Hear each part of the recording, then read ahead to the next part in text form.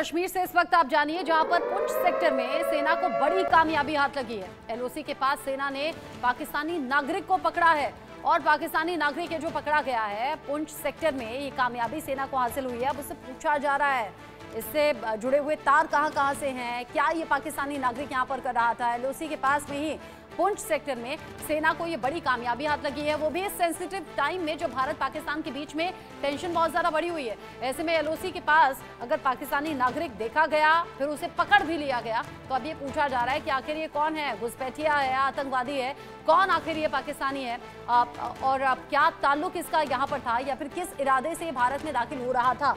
LOC के पास से पाकिस्तानी नागरिक को पकड़ा गया है और अब जांच चल रही है, पूछताछ इस नागरिक से जारी है। हम देख रहे हैं एलओसी पर पहरा पहले से कहीं ज्यादा बढ़ाया गया है। हम ये भी देख रहे हैं कि पाकिस्तान की ओर से लगातार सीज फायर का उल्लंघन भी किया जा रहा है, उकसावे वाली कार्रवाई भी जारी है।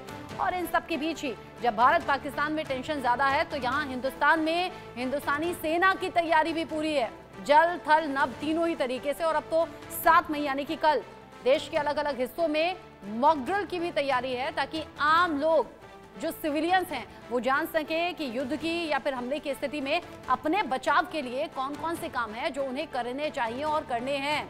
यानी अब यहाँ एक्शन बड़ा होगा और इस बात का इंडिकेशन पहले पीएम मोदी भी दे चुके हैं, गृह मंत्री भी दे चुके हैं और रक्षा मंत्री ने भी इस बात को दोहराया है। बॉर्डर का जो सिक्योरिटी है यानी कि जो सीमा की सुरक्षा है वो हमारा दायित्व है, रक्षा मंत्री ने दोहराया था। पीएम मोदी ने कहा था आतंक की बची कुची जमीन खत्म हो जाएगी। अब गृह मंत्री ने कहा था कि आतंकियों को चुन चुन कर हिसाब करेंगे। ऐसे में पहलगाम के इस आतंकी घटना के बाद में भारत सरकार लगातार मीटिंग्स भी कर रही है, एक्शन मोड में भी है। और 7 मई यानी कि कल मॉक ड्रिल के बाद हो रहा है अनुमान ये कि कोई बड़ा एक्शन होगा। मेरे साथ में मेरे सीनियर कुलीग अजय जांडियाल जुड़ गए हैं। अजय, हम देख रहे हैं जल थल